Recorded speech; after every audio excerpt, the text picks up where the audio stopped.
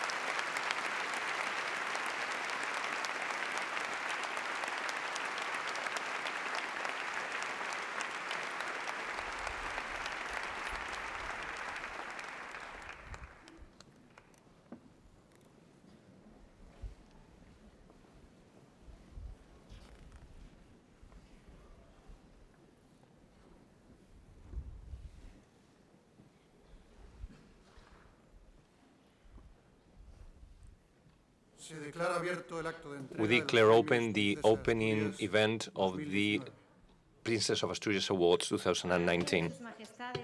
With Their Majesty's leave, the illustrious 2019 Princess of Asturias laureates will now make their entrance.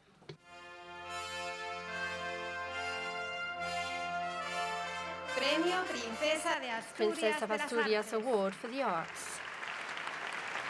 Accede por el escenario Peter Brook from the United Kingdom, who enters from the wings.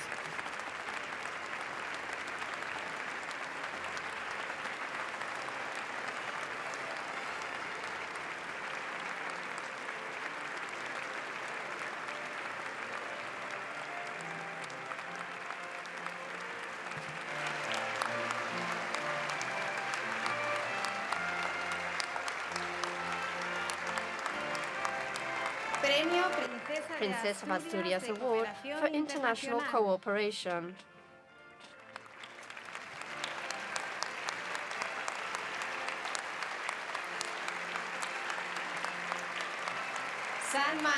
Salman Khan and the Khan Academy from the USA. Premio Princess of Asturias Award for Sports.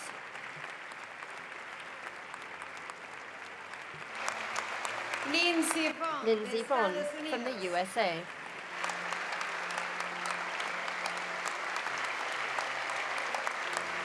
Premio Princess of Asturias Award for Social Sciences.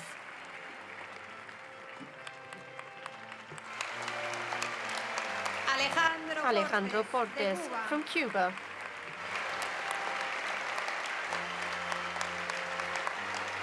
Premio Princess of Asturias Award for Technical and Scientific Research, Sandra Mirna Diaz from Argentina. Accede por el escenario Joanne Chori from the USA, who enters from the wings.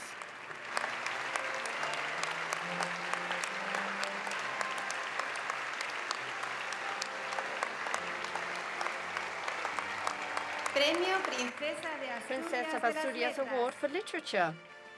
Siri Siri Husband Estados from the Unidos. USA.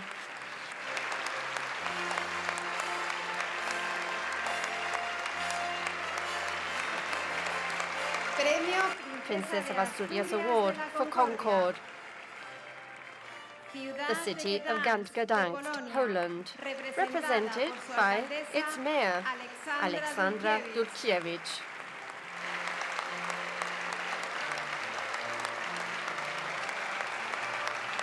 Premio Princesa de Asturias de Comunicación y Humanidades. Princess of Museo Asturias Nacional Award del for Communication Prado, and de Humanities, the España. Prado Museum, Spain. Represented by the President of its Royal Board of Trustees, Javier Solana Madariaga.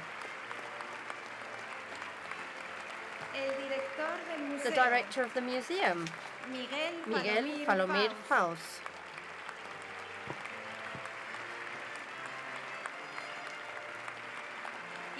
And the head of security staff, Laura Fernández Díaz.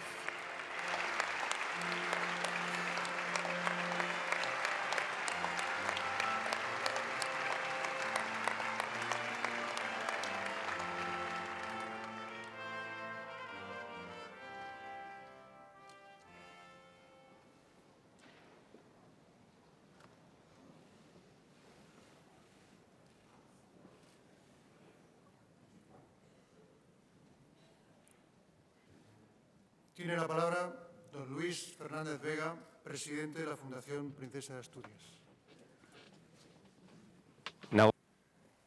Now I give the floor to Luis Fernández Vega, president of the foundation, Prince of Asturias Foundation.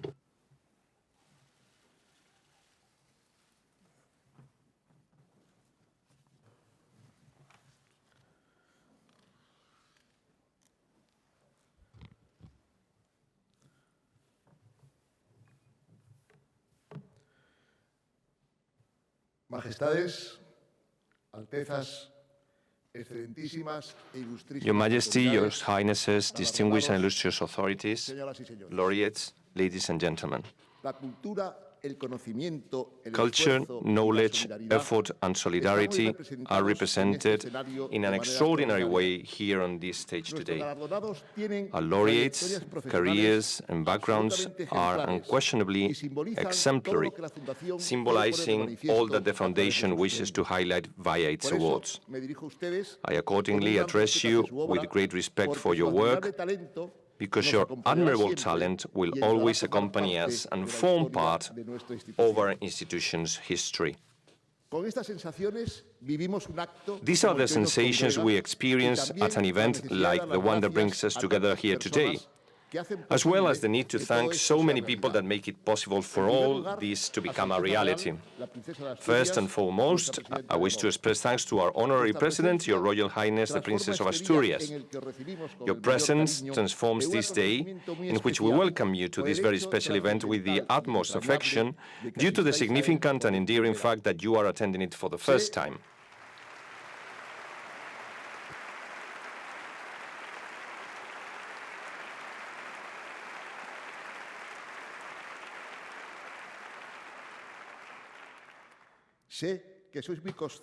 I know that you are very aware of the significance of this ceremony, made even more memorable as this evening directly links you to your father, who delivered his first public address in this very same theater 38 years ago.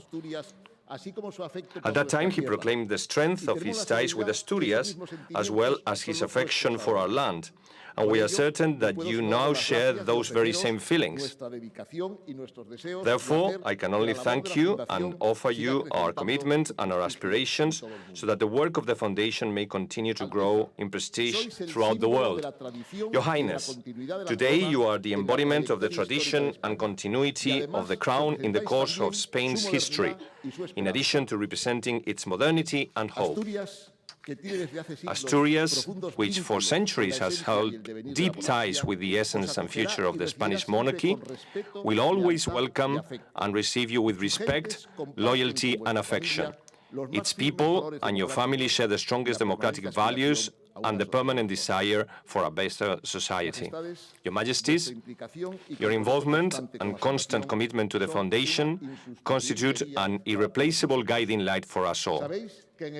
You know that you will always find men and women in the Principality willing to march at your side along the path of service to a united and supportive Spain.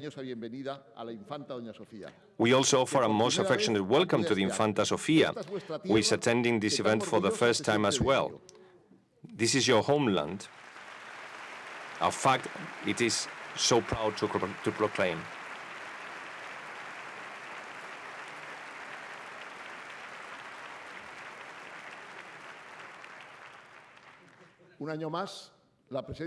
Yet another year, the presence of Her Majesty Queen Sofia fills us with contentment. Thank you for joining us once again at this special awards ceremony.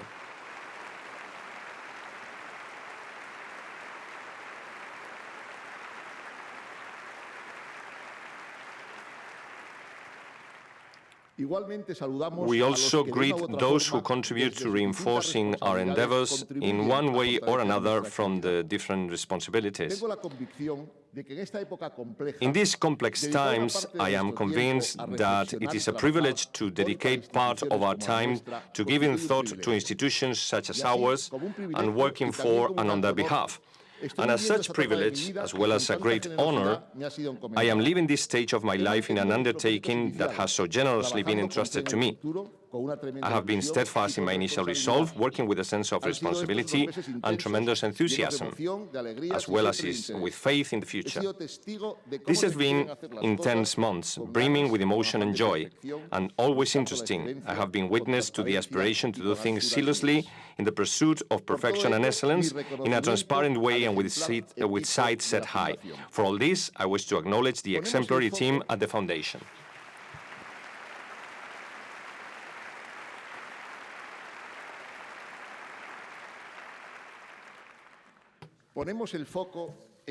We place the focus on everything that seeks to improve, strengthen, and make life in society more vibrant and rewarding. This was confirmed at last year's awards ceremony by Mexican journalist Alma Guillermo Prieto, recipient of the Award for Communication and Humanities, who stated that our institution is a hub for women. It weaves a web that through us binds us the world together a little more. And consequently, with so many different perspectives and opinions coexisting in the same space, taking care of what brings us closer to one another constitutes the best option. We need to look to people, their aspirations and needs, as well as to all those who carry out their work while upholding the highest values, the finest aspirations and projects. It is undeniable that together we are stronger, that by uniting we are better, and hence we must strive to achieve a more just, balanced and open society. By conferring these awards, we wish to bolster the work of those who carry out a task that contributes to building a better future for the coming generations. As our laureate for technical and scientific research, Joan Corey, has stated, the recognition we offer you today is not just a gesture or a set of well-measured gestures. On the contrary, it is a transcendent fact from which we can draw the finest ideas and valuable options for the future. Moreover, we do so from Asturias, a rugged, mountainous land in which nobleness, courage and solidarity triumph, a land in which, as Jovellanos put it, everything contributes to greatly intensifying this sort of love for the homeland that Asturian hearts feel to an eminent degree.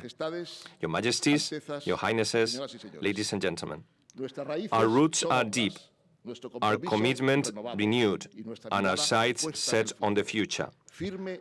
Our loyalty is steadfast, as are our hopes. Thank you very much.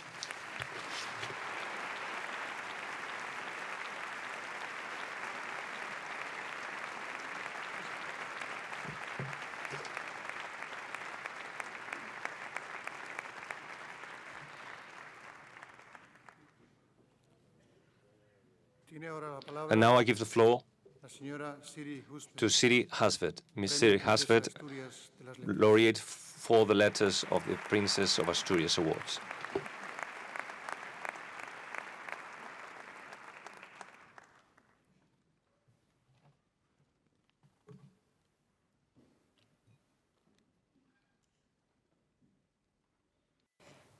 Your Majesties, Your Royal Highnesses, distinguished laureates, ladies and gentlemen. As a child, I was subject to moments of awe about ordinary things. A fork on the table or a flower in a vase would suddenly acquire the alien quality of a metaphysical mystery.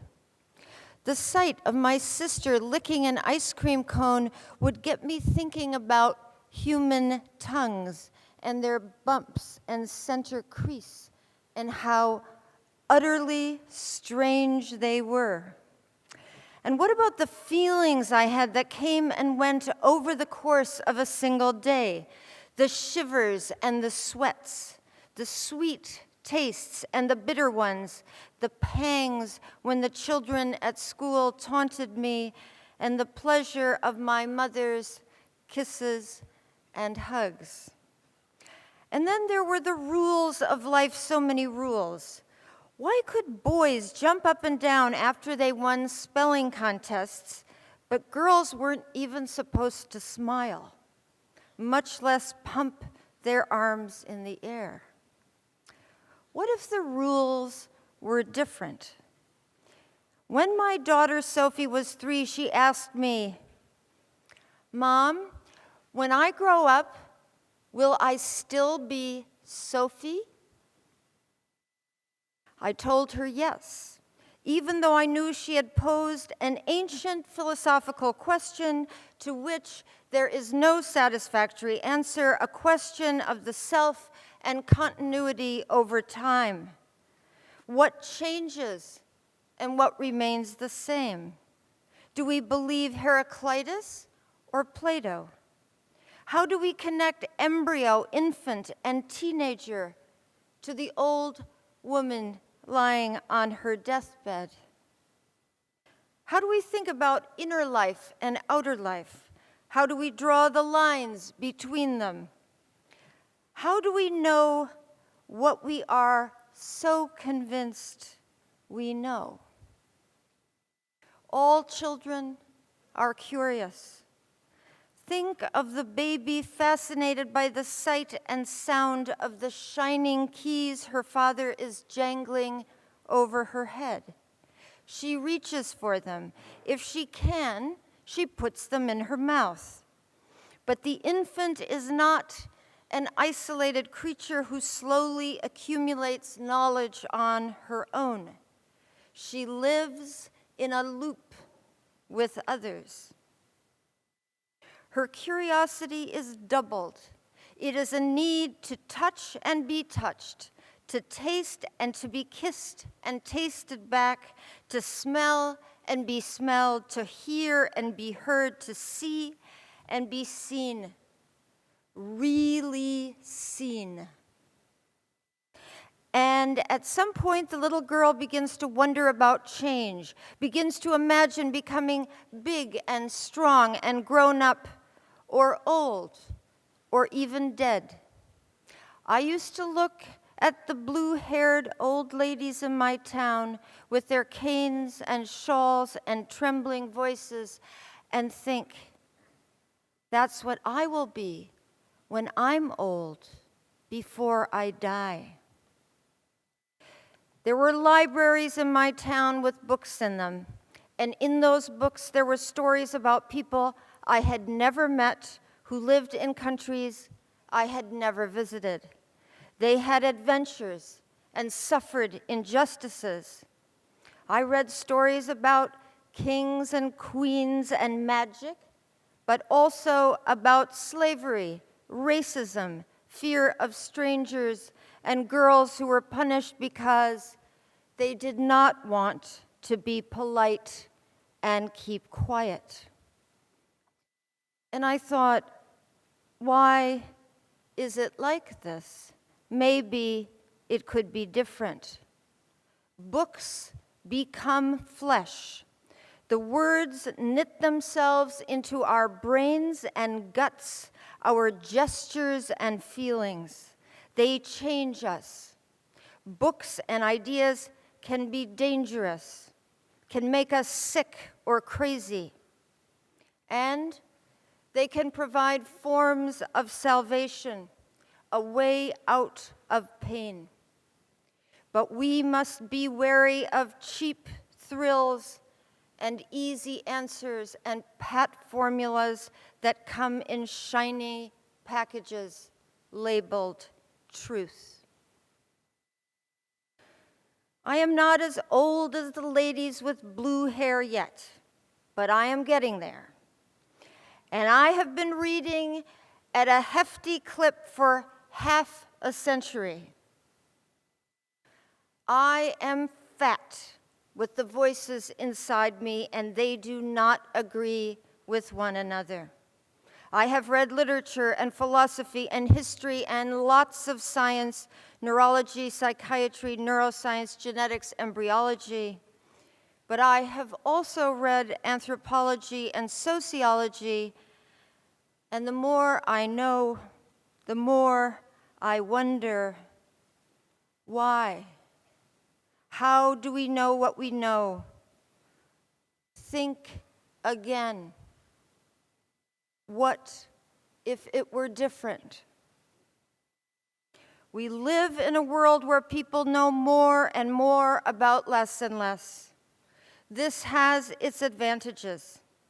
Specialized knowledge has resulted in technical breakthroughs, potent medicines, sophisticated theories about language and culture, and impressive works of art. It has also created dead ends in various disciplines and fantasies that an idea is new when it's really old. After a lecture I gave to neurologists at a hospital in Boston, a scientist asked me why he, a man who spent his days studying brain scans of Alzheimer's patients, should read literature, philosophy, and history. I told him it would help him in his own work. He would see what he is blind to now, identify weaknesses in his models that had never occurred to him before. I know because I've witnessed the problems caused by a too narrow focus over and over again. This is as true for the scholar in the humanities who has never bothered to think of muscle and bone and tissue and cell as it is for the scientist who thinks only of neurons. Both of them fail to question how they know what they think they know. Questions that should be asked can't be asked because they lie outside the frame of reference. When I write, I try to ask the next best question, not founded on one discipline but on many. And I ask those questions in novels, essays, and academic papers because they are all forms of increasing human knowledge. I have learned that one genre or discipline is not superior to any other. We must be wary of our biases. Science is not high intellectual and masculine, and the arts and humanities low emotional and feminine. We must learn that authority and wisdom come in many forms, sexes, colors, shapes, and sizes. We must learn from one another and think again. Is the child who stared at a fork and the woman who gave the lecture the same person? Time is ineffable, but ideas and the rules that go with them can last, sometimes for hundreds of years. The adult me can easily imagine a world of freely moving ideas among disciplines that have no prejudicial hierarchy. A world where girls can boast as much as boys, and boys won't be afraid of them. A world where the old boundaries have loosened. This award comes from a girl, a princess. I want it to be for all the girls who read lots of books on many subjects, who think, question, doubt, imagine, and refuse to be quiet. Thank you so much.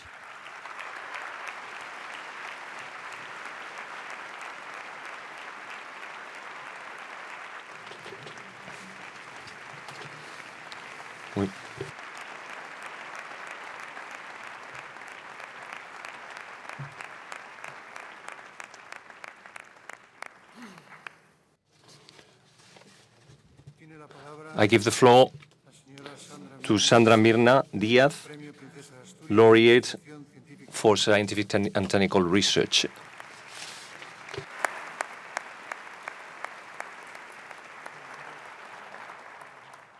Muy buenas noches.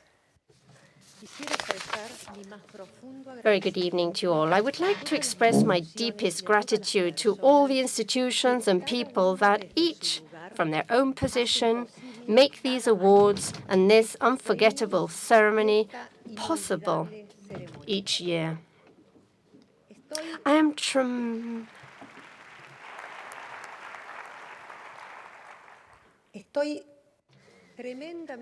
tremendously proud to jointly receive, together with Joan Chori, the Princess of Asturias Award for Technical and Scientific Research, and consider it an honor to all those who study nature.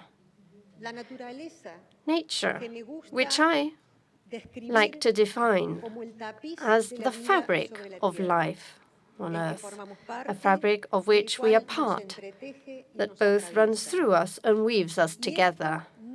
And this is not just a poetic turn of phrase.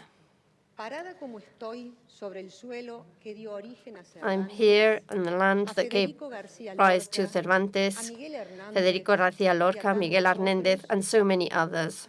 It would not be a good idea on my behalf to try to compose bad poetry here. I say that the fabric of life both runs through and weaves us together, because that is what the most comprehensive, up-to-date scientific evidence tells us. Nature is fundamentally relationships. It comprises building and grinding and a constant remaking with the same materials. So all the people that are here, as well as the codfish, tigers, and worms, tomatoes, and oak trees that languish, and tomatoes that languish in the supermarket, and yeast that make bread rise, are made up, all living beings are made up of the same atoms that have been weaving and unraveling and reweaving themselves for millions of years. These ancient atoms first formed part of the person who drew the bison in the cave of Altamira, not far from here. Then they were recycled to form the bats that Goya drew and to form Goya himself. And then, after some time, then Goya and his bats ended up on the compost heap.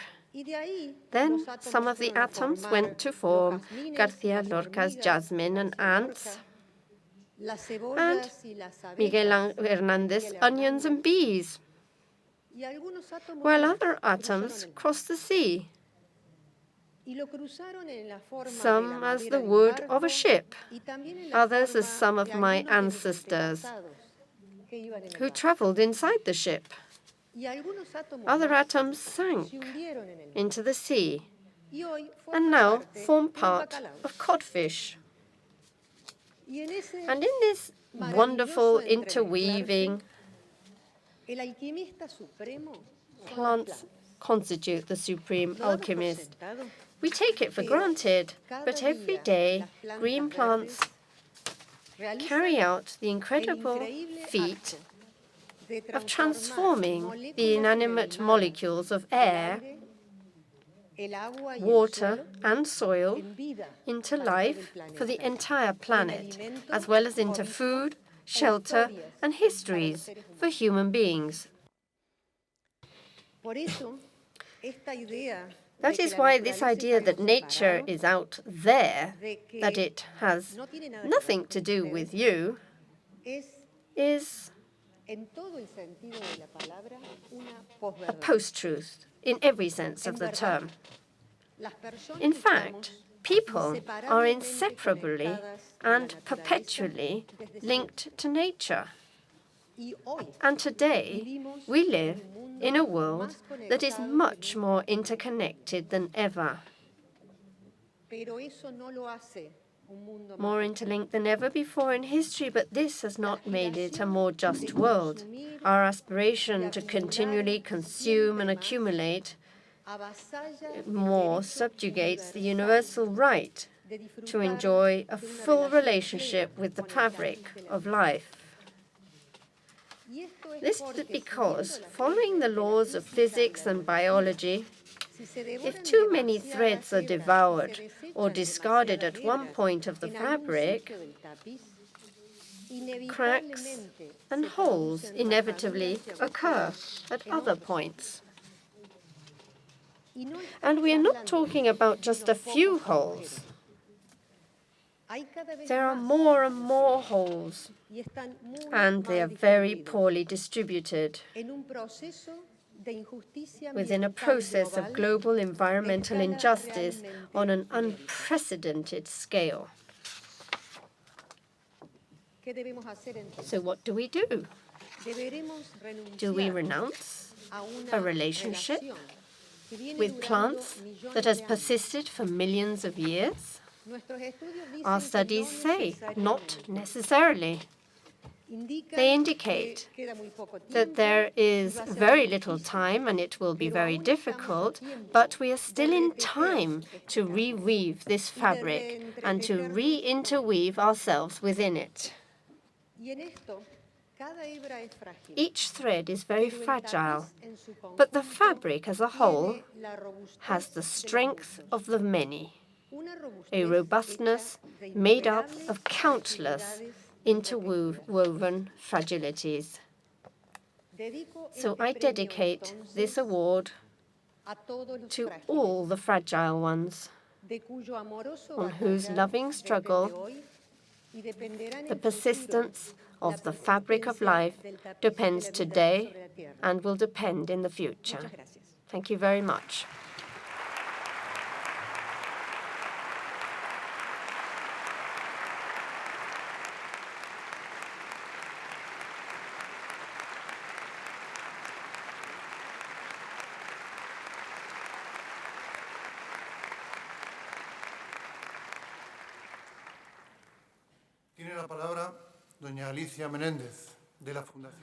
And now I give the floor to Ms. Alicia Menéndez from the Princess of Asturias Foundation.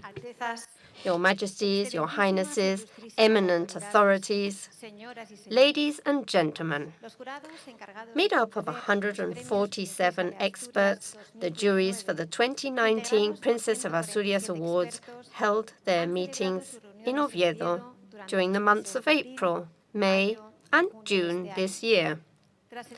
Having studied 251 candidatures from 53 countries, seconded by more than 3,900 individuals and organizations from around the world, they have conferred the following awards. Princess of Asturias Award for the Arts. for being considered a mentor of various generations and the best theatre director of the 20th century, for renewing the performing arts and opening new horizons to contemporary dramaturgy, and for having contributed decisively to the exchange of knowledge between cultures. The jury has conferred the award on Peter Brook.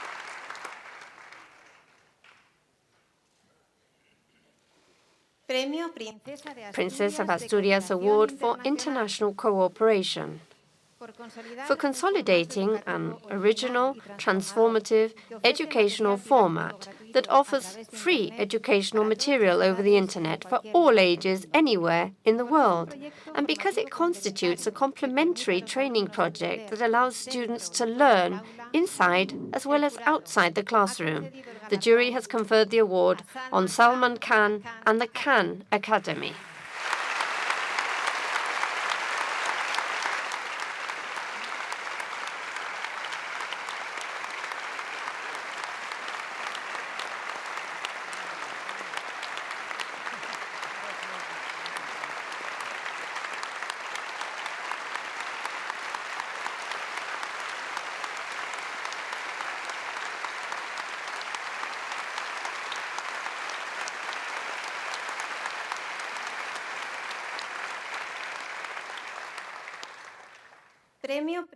Princess of Asturias Award for Sports, for her extraordinary contribution to the world of sports, being the most successful female skier in the history of the Alpine Ski World Cup, and for being a role model of sportsmanship, for her ability to overcome adversity and her commitment to future generations, having established a foundation to provide support and guidance to young women. The jury has conferred the award on Lindsay Vonn.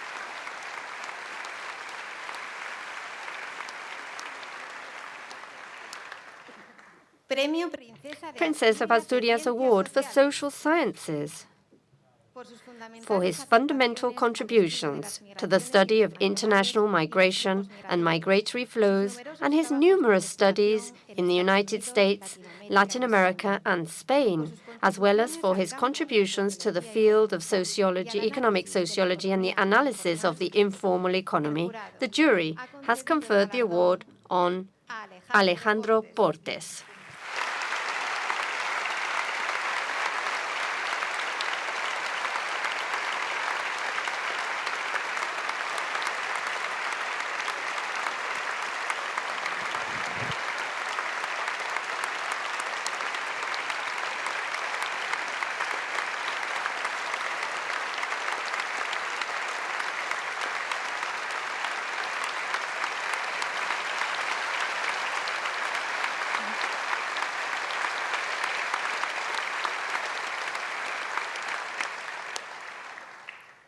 Premio Princesa de Asturias de Investigación Princess of Asturias Científica y Award for Técnica, technical and scientific por sus research, trabajos sobre for las their work respuestas on the molecular and moleculares y genetic genéticas de las responses of plantas a las plants to variaciones environmental variations, por for cuantificar la quantifying the importancia importance of the de la conservation of functional biodiversity, and for the reason that via all this research, the pioneering work of both has contributed to the knowledge of plant biology, which is crucial in the fight against climate change.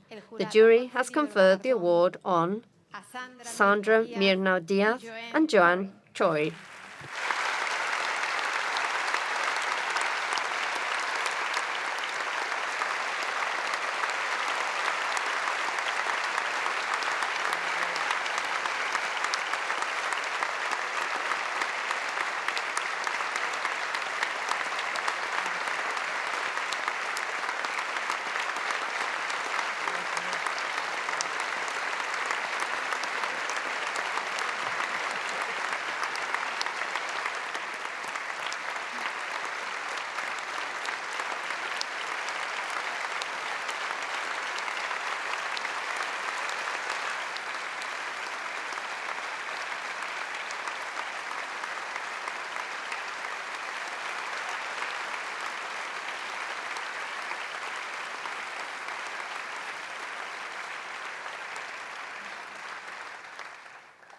Premio Princesa de Asturias Princess of de las Letras, Asturias Award for Literature, porque su obra because es her una de las work más constitutes ambiciosas del one of the panorama most actual de las ambitious letras, oeuvres y desde una on today's perspectiva de literary raíz scene, feminista, addressing from a incide en algunos feminist de los perspective aspectos a que generan un variety presente of convulso facets y that sketch a desconcertante, convulsive, por ser un disconcerting intelectual present, and for preocupada being por an las intellectual cuestiones concerned with the fundamentales de la ética fundamental issues of contemporánea, contemporary que ethics, contribuye al while diálogo contributing to interdisciplinario interdisciplinary entre las dialogue humanidades y between the las ciencias. humanities and the El sciences. jurado The jury ha has concedido el conferred the galardón award on a Siri Siri Husvet. Husvet.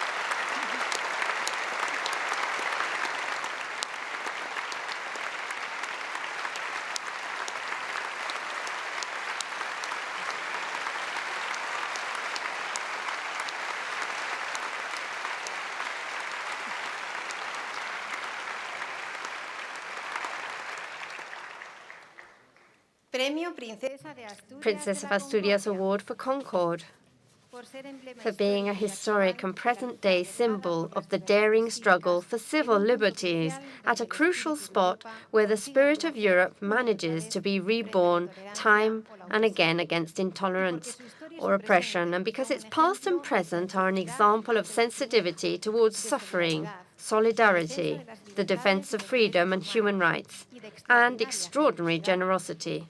El The jurado jury has ha conferred concedido el the award galardón on a la the ciudad de city of Gdansk. Gdansk. Recoge el The premio award will su be collected alcaldesa by its mayor, Alexandra Dulkiewicz. Dulkiewicz.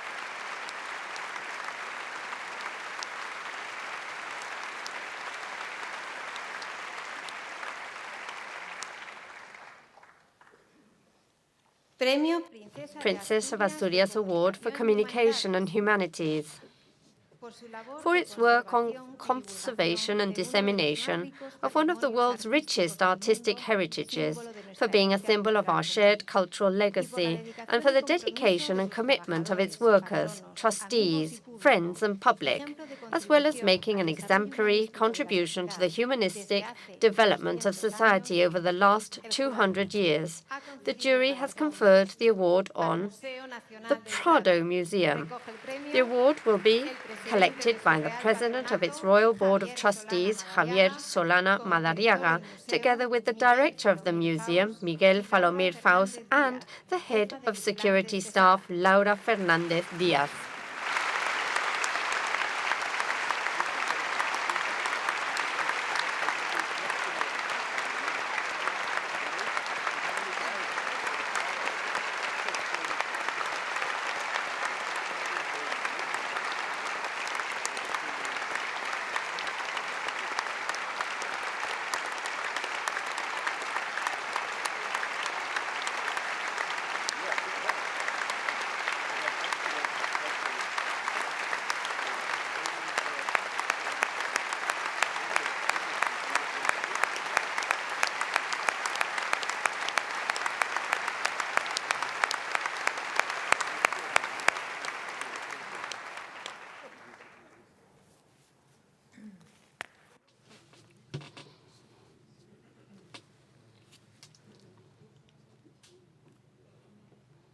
I give the floor to Salman Khan, laureate for international cooperation.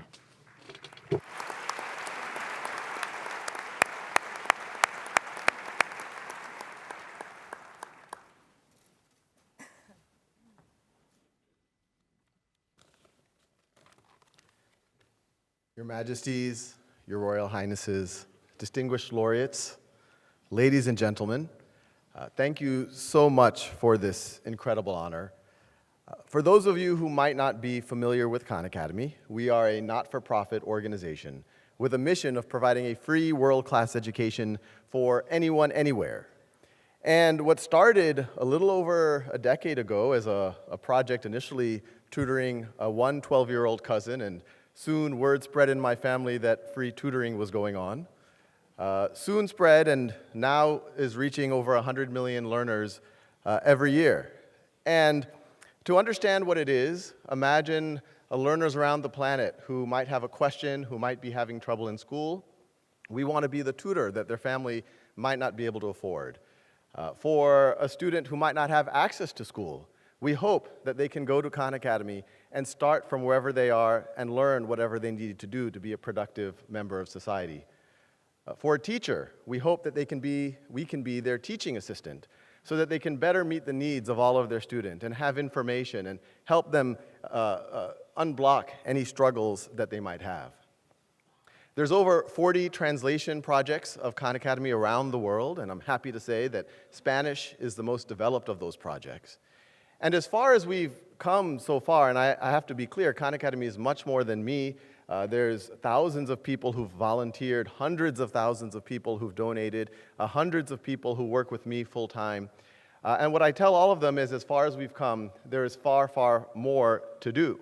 That we have the vision of reaching everyone, whether it's a young girl in a village, in a slum outside of Bombay, or whether it's a young boy in Oviedo or New York who's struggling but dreams of making something of themselves.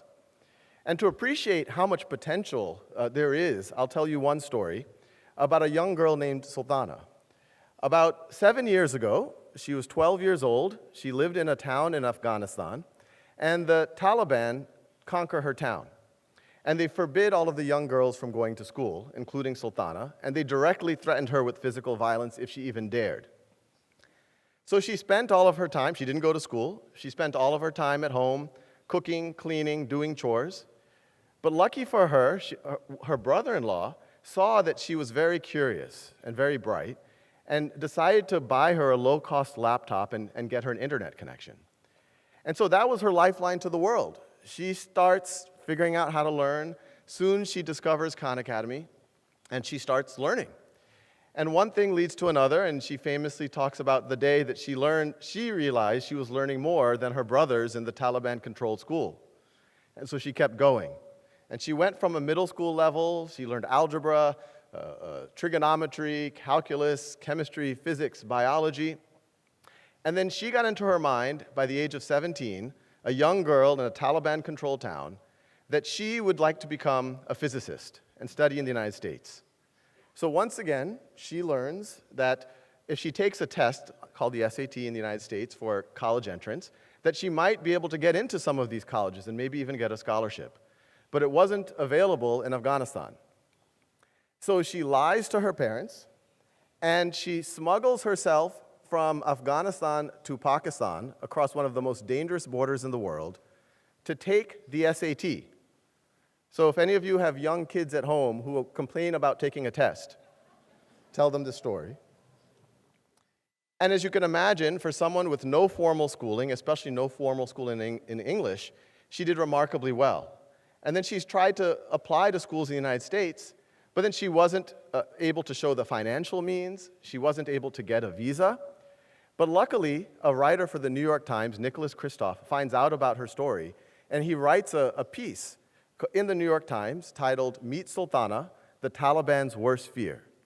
And that Sultana, then because of that piece, was able to get political asylum to the United States and get admission. And I just had an email exchange with Sultana last week, and she just finished the summer at Caltech doing research in quantum computing.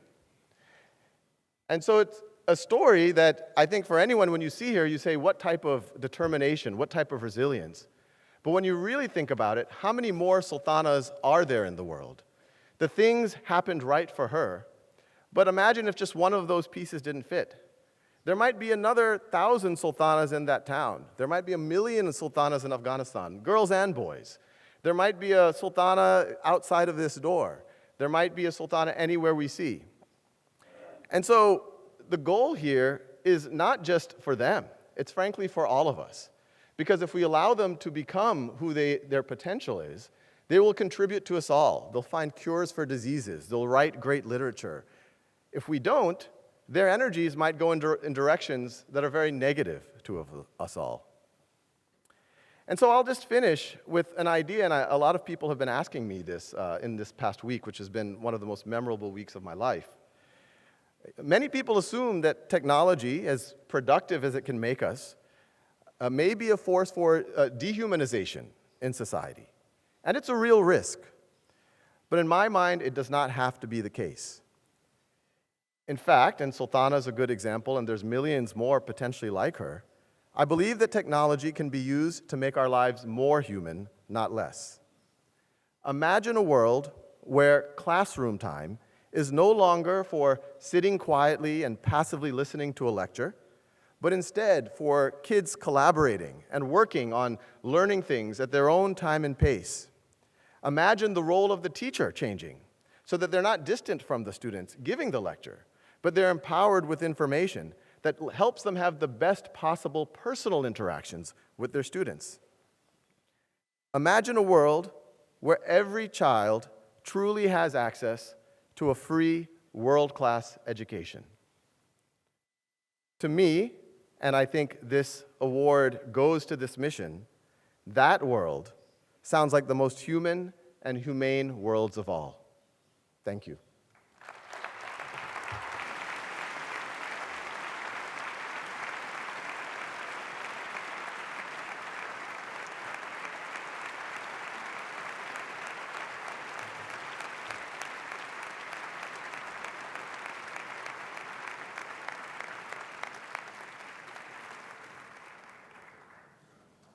Tiene la palabra don Javier Solana. And now I give the floor to Javier Solana, Laureate for Communication and the Humanities.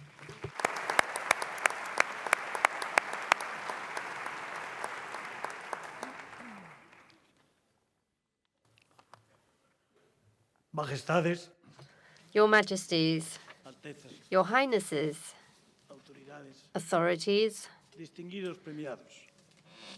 distinguished laureates, ladies and gentlemen, He de comenzar expresando I must begin by expressing my gratitude to the jury for the Princess of Asturias Award for Communication and Humanities por haber acordado su for their decision to confer it on the Prado Museum, al considerarlo considering también it símbolo a de symbol of our shared legacy, y en and, reconocimiento, como ya as the minutes add, in recognition of the work of conservation and dissemination of one of the world's richest artistic heritages. hago este reconocimiento I offer these thanks en nombre del Real on behalf of the Royal Board of Trustees of the Prado Museum Santos día a día and all those who each day conocimiento contribute their work and knowledge with an aim to increasing its prestige and its status as a standard-bearer of our identity and of our shared history. This work that supposes a source of inspiration, as well as a demanding stimulus for the country that we are and will continue to be. museo resume The Prado houses an impressive collection of masterpieces that place it among the temples of universal culture in its own right. pero en él Yet, hay algo it más. also houses Hay algo también de something else, a certain mystery. Decía el poeta, quiero As sacar the de poet ti said, I want to bring out the best you in you. ese hace verdad And that la magic visita al becomes reality with each visit to the Prado. It transforms us, enlightens us, brings us closer to what lies deepest within us. The museum came into existence on the 19th of November 1819 as a dynastic hallmark, though its nature as a family institution was soon lost, first opening to the public and then later becoming a national museum.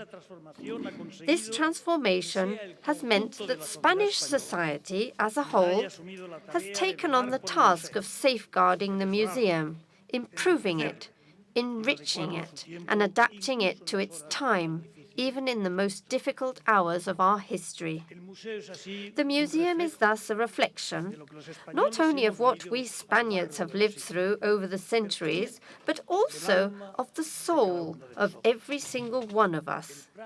The Prado is capable of enthusing people from all corners of the world with its countless narratives, ranging from those that evoke the feats of emperors in whose kingdoms the sun never set, through to sad, tender scenes in which loneliness, poverty, or hunger loom, but also peace, mercy, and forgiveness.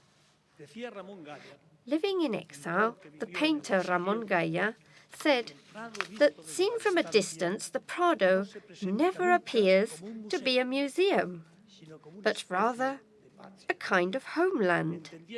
Understanding this term not as a limitation of borders, but as a place capable of giving shelter to the human soul. That is why the Prado belongs not only to the city of Madrid, even though it is situated there. That is why it's not just a Spanish museum, even though it is part of each and every Spaniard. It is an institution that is an essential part of humanity's shared legacy and a compendium of Spain's finest contribution to universal culture. With the permission and indulgence of their Majesties, the King and Queen of Spain, on such a special day and on such a solemn occasion, I would like to address Her Royal Highness the Princess of Asturias. In the presence of Her Royal Highness the Infanta Sofia, on behalf of those of us who love the Prado Museum. Your Highness, please hear the words of a Spaniard who currently has the privilege of being president of the Royal Board of Trustees of the Prado Museum, whose honorary presidencies their Majesties the King and Queen actively and unwaveringly occupy. I wish to tell you that the Prado is a museum brimming with life and values, in which beauty resides. The true and profound beauty that gives meaning to life, a vibrant, intimate beauty that renews us with joy, transcendence, and creative genius. I am sure, Your Highnesses, that you will both have a good and loyal friend in the Prado Museum throughout your lives, a permanent reference point. The museum will never disappoint you. It will open up horizons and comfort you, as it will all the men and women of your generation, as it has always done. Our great country, Spain, always becomes more universal, free, and tolerant when it contemplates itself in the Prado's masterpieces. Your Majesties, I will conclude now.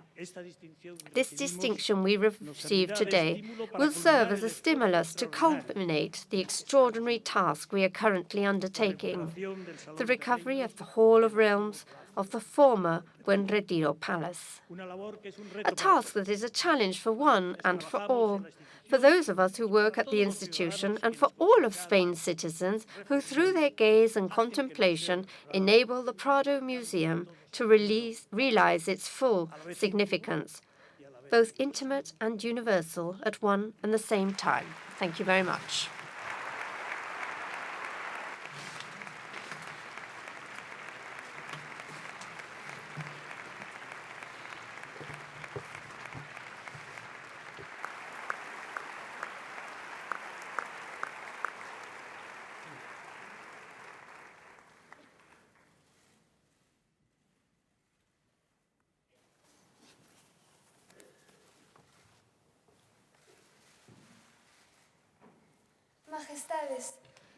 Your Majesties, authorities, trustees and jury members, ladies and gentlemen, dear laureates. Today is a very important day in my life, which I have looked forward to so much. From a very young age, I have seen the affection and emotion with which my parents, the Majesties, King and Queen, came to the Principality every year to preside over this ceremony and experience everything that occurs in this land during the days given over to our awards. This in itself is reason enough for me to feel very happy to be here today. My parents have always spoken to my sister, the Infanta Sofia, and me of Asturias, of its culture, history, and traditions, and also of its countryside. But above all, they have taught us to love and admire the Asturian people. I was thinking now about everything we experienced during our visit to Covadonga last year. Asturias is also the land of my mother, the Queen. Asturian blood runs through my veins.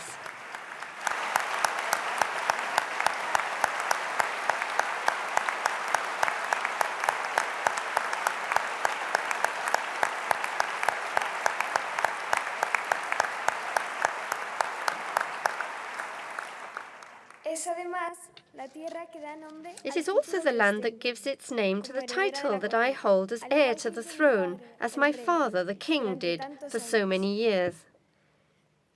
And I do so with a sense of responsibility. I feel very honored to do so.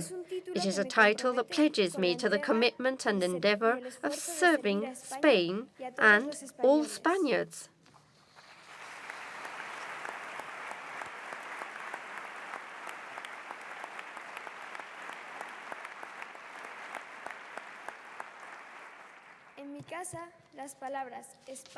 And at home, the words Spain and Asturias are always united with the same force with which history has united them.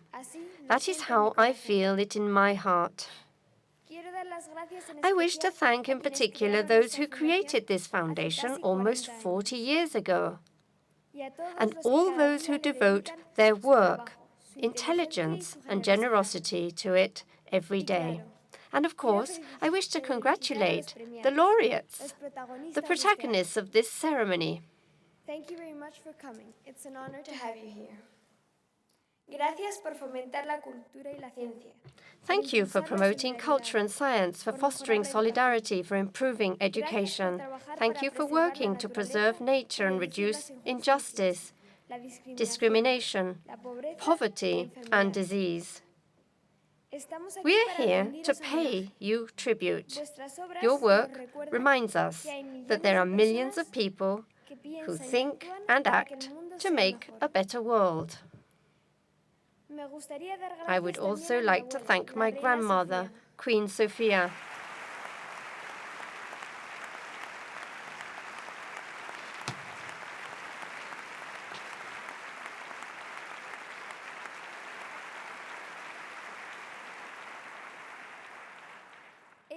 She knows how important her presence at this ceremony is for me, which means both for Asturias and for all of Spain. Thanks also to all who have wished to join us here and to those who always support and help the foundation.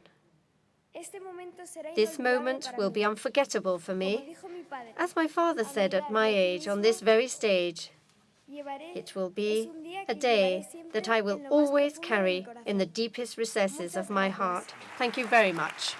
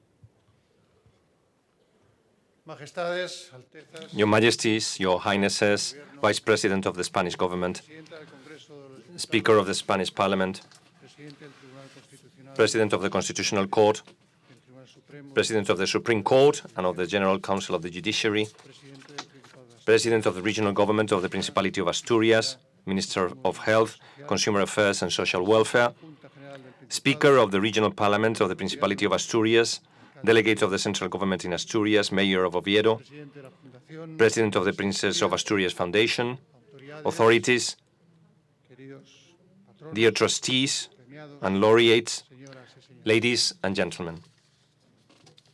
Estos premios, These awards, la fundación que los otorga, like the foundation that grants them, van a cumplir pronto 4 décadas. will soon be 4 decades old. Un tiempo en el que nos han acompañado A time in which we have been accompanied by the people of Spain in the development of our democratic existence, being illuminated in each edition of the awards by admirable examples of culture, humanism, and openness to the world. también para mí, A time personalmente, which for me personally has also been of enormous value, because I have grown and learned with them, a esta tierra, as well as with the ties to this land, Asturias, so dear to all Spaniards, simbolizado en el título embodied in the title that I proudly held during all those years, lleva como heredera and that now my daughter, 2014, as heir to the throne, Princess Leonor, has held since 2014. como bien saben los que han seguido de cerca cada otoño, As those who have closely followed this ceremony every autumn well know, we have experienced countless emotional, transcendent, and unforgettable moments. palabras y los mensajes The words and messages we have heard, las obras y los hechos the work, feats, and creations of such worth to humanity that have been made known to us. pero también hubo momentos Although there were also moments I experienced in a very personal way, de aquella primera edición, in addition to that first year, back in 1981, como hace 15 años, such as 15 years ago when, on this very same stage, muy similar a la de esta, and in a ceremony similar to this afternoon's, primera vez acompañado I attended the awards for the first time accompanied by my wife, who was then Princess Letizia. una nueva emoción nos llena a los dos de alegría y se suma Well, today a new emotion fills us both with joy and adds to so many memories experienced here together. Our daughter, Leonor, Princess of Asturias and honorary president of the foundation, is attending this ceremony for the first time, accompanied by her sister, the Infanta Sofia. con su presencia. With their presence, they both transform this day into something very special and charged with symbolism. A ello me referiré también al final. I will make reference to this at the end of my speech. Regresar a Asturias Returning to Asturias is therefore always an occasion for us to experience and relive extraordinary things, placer de visitar because the pleasure of visiting this beloved land once again complements the significance of awards which from Spain go beyond all borders to reach all the corners of knowledge. Asturias Asturias esa makes this remarkable event possible thanks to its love of culture, its sense of solidarity, and its commitment to justice, equality, and freedom. recuerdo con admiración I recall with admiration those who devised and founded this project, aquí presentes. some of whom are present here today, whose vision and conviction continue to drive us intensely. A nuestros patronos I congratulate the Foundation's trustees and patrons que con su fundamental apoyo who, via their fundamental support, make all this such a fecund reality. reconozco, como siempre, I also wish to acknowledge, as is just, the difficult work of the juries, y el trabajo lleno de entusiasmo de as tantos well as the ever-enthusiastic work of so many people who contribute to these awards, to this foundation, to this noble cause, both from within as well as from outside. To all these, our thanks as always. Pero son hoy, como en cada ocasión, But, as usual, the laureates are today's protagonists. compendian They encapsulate all we wish to highlight and acknowledge, all we wish may shine in this ceremony. We offer them our most profound congratulations. They honor us with their presence. So allow me now to refer to each one of them. Dreaming of the empty space, playing with it, filling it with life and beauty. That is how our laureate for the arts, Peter Brook, works. He seems to follow those verses of the Tao Te Ching. Doors and windows are chiseled out to make a room. It is the empty space in the room that gives its function. Feeling, imagination, joy, and intensity are terms that serve to better understand the career of this master of theatre, the career of this brilliant man. His now lengthy experience serves him, above all, to confirm and reaffirm his convictions about the value of the performing arts, about the benefits for the spectator, which he has always considered the one and only true protagonist. Peter Brook thus works with passion, offering us a career brimming with success, emotion, and art, brimming with life, and, as our dear actress Nuria Spert has stated, with goodness and peace. In his own words, he has made what he thinks of life, of human beings, and of the world become the art of theatre. The Prado Museum has been granted the Princess of Asturias Award for Communication and Humanities. As Javier Solana rightly said, beauty is its distinctive feature, the one that best defines this institution that came into being 200 years ago. The Prado is an enduring part of the history of Spain and undoubtedly of our cultural heritage, which the masterful brushstrokes of so many artists have left forever on canvas, so that we may all enjoy, admire, and reflect on their work. In this bicentennial, we wish to congratulate from this stage all the people who care for, protect, preserve, and even pamper the Prado Museum, as well as the millions of people who visit it, and in doing so, breathe new life into it.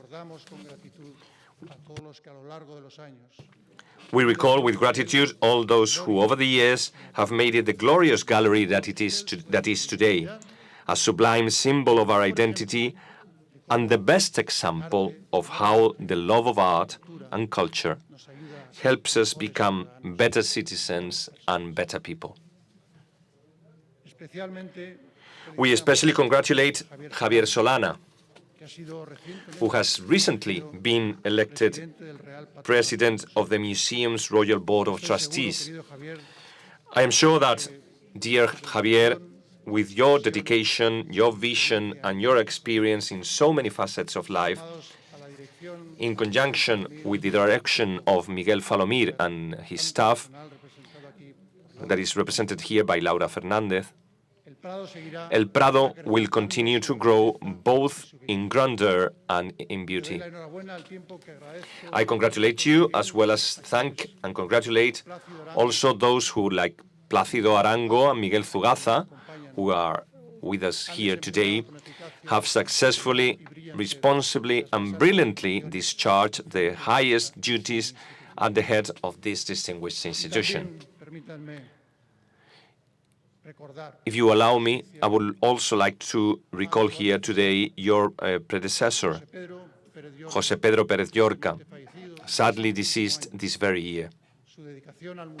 His dedication to the museum and his career as a public servant, as one of the fathers of our Constitution, and as an enlightened man, will always be remembered with admiration and gratitude. The Award for International Cooperation fixes its gaze this year on education and its necessary expansion and improvement. It has been conferred on the American engineer Salman Khan and his creation, the Khan Academy platform. With his intelligent, innovative, and collaborative outlook, Salman Khan helps millions of people worldwide to access universal knowledge, using the infinite possibilities that technology offers us. His method is also supported by the crucial figure of teachers, which he has stated are the most important part of any classroom. We acknowledge them from this stage with respect and with gratitude for their noble and splendid work. They open up a whole world of knowledge to us, providing us with solid criteria, informed opinions, conviction and rigor. A world of knowledge which allows us to better understand everything that surrounds us, what we are, what we have done, and the essence of things, so that we may aspire to a better, more supportive, free and peaceful life for all. Salman Khan and the Khan Academy, with altruism, they help build a global vision and an innovative and creative spirit, insisting on the value of understanding and the equalizing capacity of knowledge.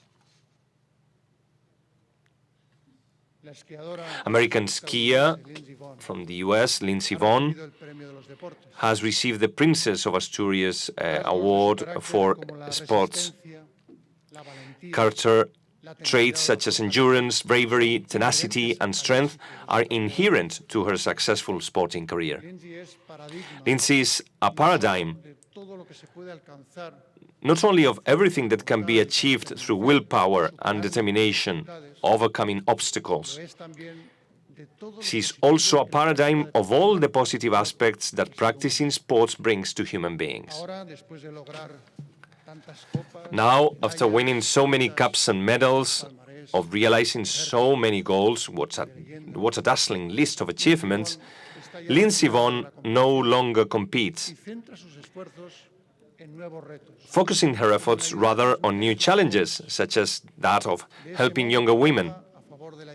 In this way, she works for equality, seeking not only to overcome the unjust obstacles unrelated to their abilities and the training they often have to face, but also to generate real future opportunities for them.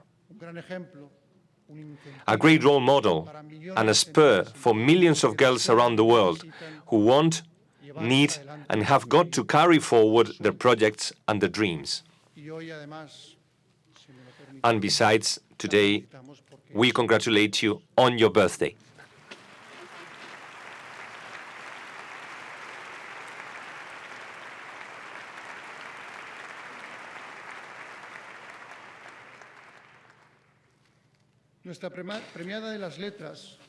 Our laureate for literature, Siri Husband, is an author acclaimed for the quality of her writing, for that special way of delving into the lives and histories of human beings, for her capacity of observation and the force of her gaze, so fundamental to her.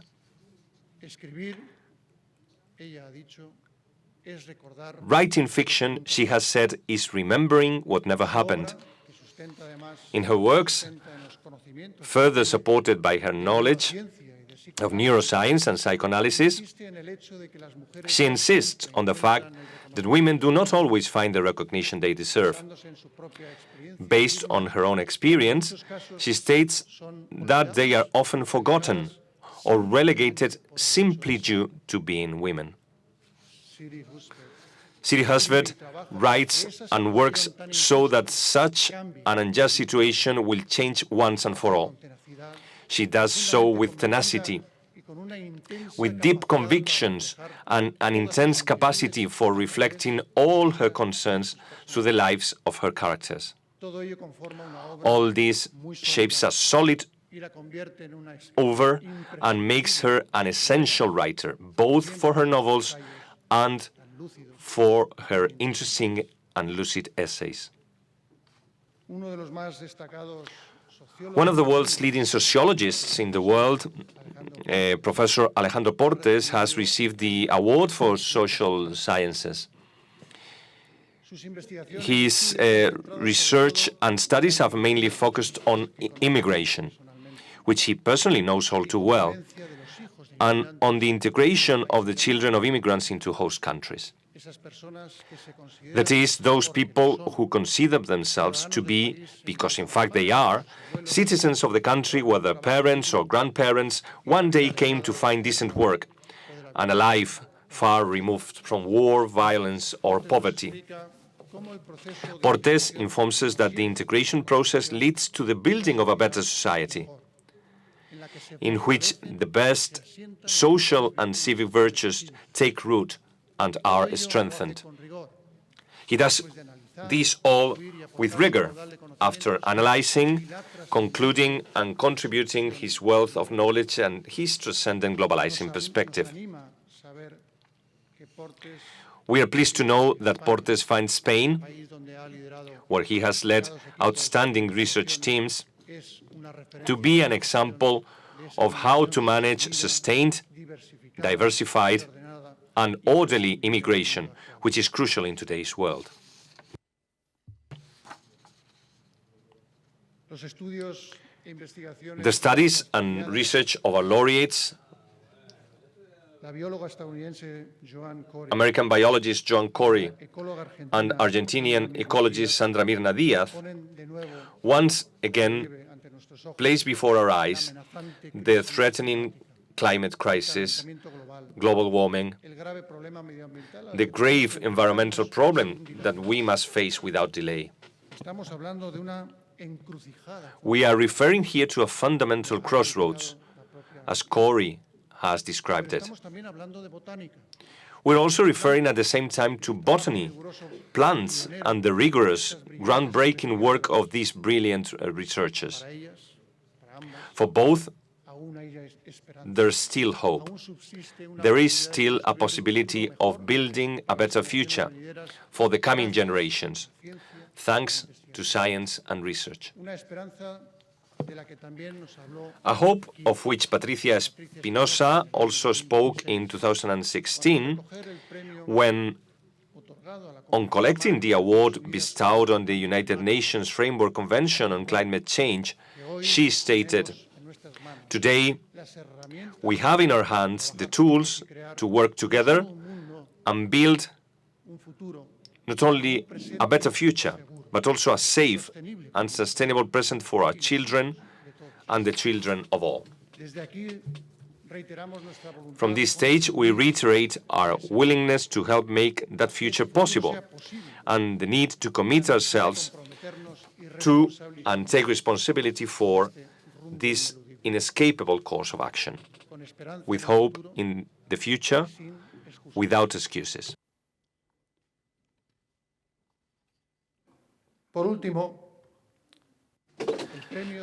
Finally, the award for Concord has been granted to the Polish city of Gdansk, represented this afternoon in the person of its mayor, Aleksandra Dulkiewicz. Gdansk is today a vibrant city, full of life and light. It has been marked by tragedy and resistance, by its struggle in favor of democracy and freedom, and by its painful loss. It has always been a meeting point, but also the origin of political litigation of all kinds, which have transformed it into what it is today, an example of solidarity, integration, and peaceful coexistence. This may be because it is in the most difficult times when the yearning for certainty comes to the fore. This is how its inhabitants, with grandeur of spirit, have managed to transform all the city's suffering, struggle, and resistance into peaceful coexistence and concord. And today, Gdansk is, as in the verses of our admired Adam Sagajewski, a just city, where foreigners aren't punished, a city quick to remember and slow to forget. That is why we are so proud to give you this award. Madam Mayor, we wish for each and every one of your city's inhabitants to know that we admire their vitality, their civic mindedness, and their unity. I beg you to convey to them that their efforts to overcome obstacles, their desire for reconciliation, and their aspirations for a free, serene, and peaceful life, which they have so vividly demonstrated are a veritable example. Dear laureates, ladies and gentlemen, the granting of these awards offers us the opportunity to honor people, institutions, and entities that have marked the history of the past decades and whose legacy will be fundamental in the future. People who widen the scope of our culture and chart our course towards new horizons. That is why this ceremony, so full of emotion and noble feelings that are awakened in us every year, is above all a homage and tribute to exemplarity. Moved by their example, our gratitude is reaffirmed, and a strength arises from within us that moves us to carry out the loftiest actions, to face the most arduous endeavors. All this is also a fundamental reference for the youngest among us, for the generations that are to succeed us. We have a duty to guide their steps and the moral obligation to kindle their dreams and projects. We have a duty to provide them with the tools that help them face life's challenges and difficulties. We have an obligation to leave them a better world and to help them build it. We also have, in short, the responsibility of nurturing in them a critical spirit, a desire for truth, and the ability to preserve the profound and perennial values of culture and humanism. That is why, dear Leonor, I think it is so important for you to think about everything that this ceremony represents, and appreciate and internalize the message that these awards convey to the world. I know also well that you have wanted to come with us to Asturias for a long time, so that you can experience firsthand, together with Sofia, everything that happens each year on the occasion of our awards ceremony. Well, that day has arrived. On a day like today, 38 years ago, as I recalled when I started my speech, in a day similar to this one, I sat in the same place you sit now. So I am well aware of what you are feeling at this moment, because I am sure that it is the same as I felt then, or similar to it. Responsibility, emotion, and I must confess, also nerves, lots of nerves, probably even more than you are today, but above all, so very excited about the future. Your mother and I are very proud of you and are happy to accompany you and be witness to this special and unique day.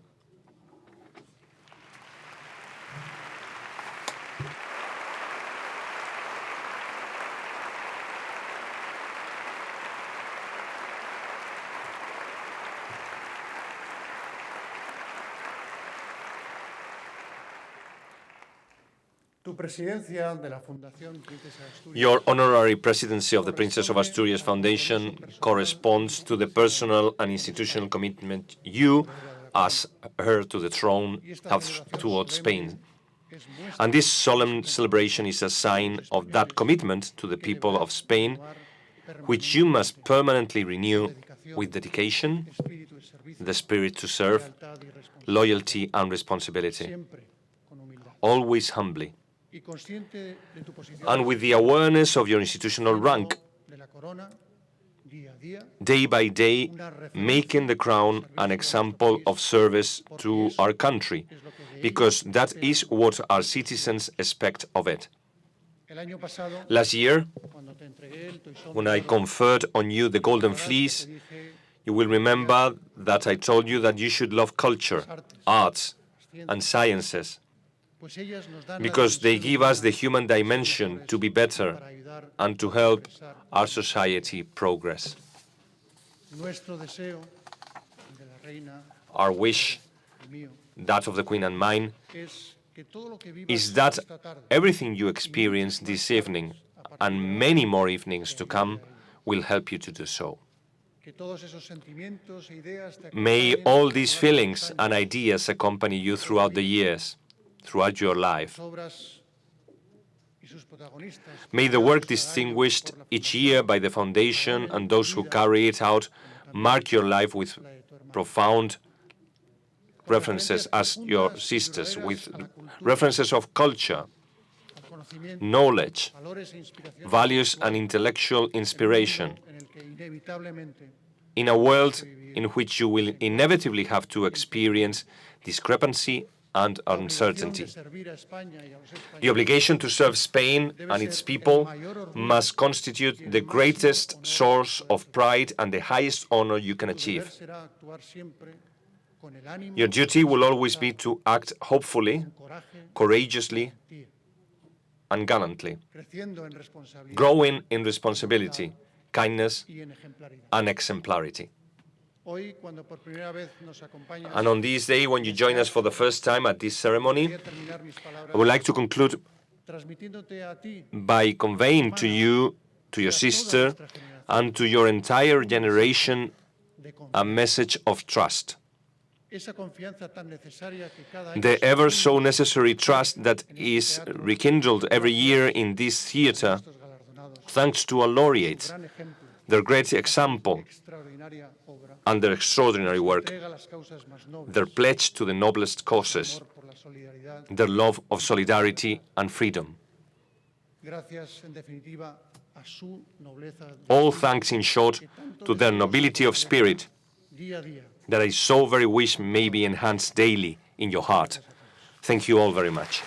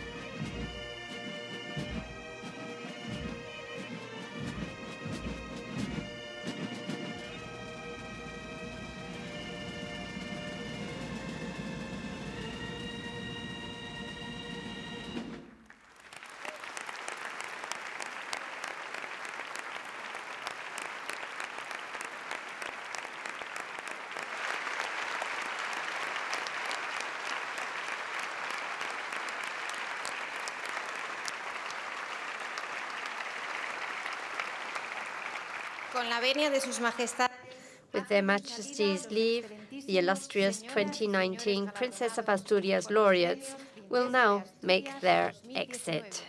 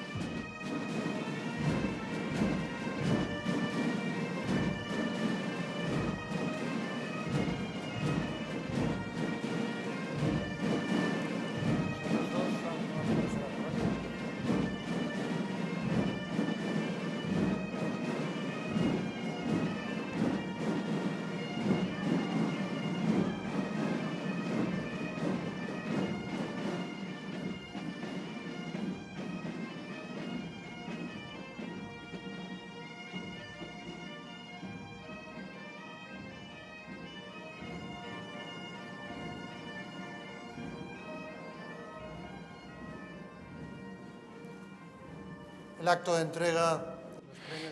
The event of presentation of awards, Princess of Asturias 2019, is finished, and therefore we call for the 2020 Princess of Asturias Awards. Thank you very much.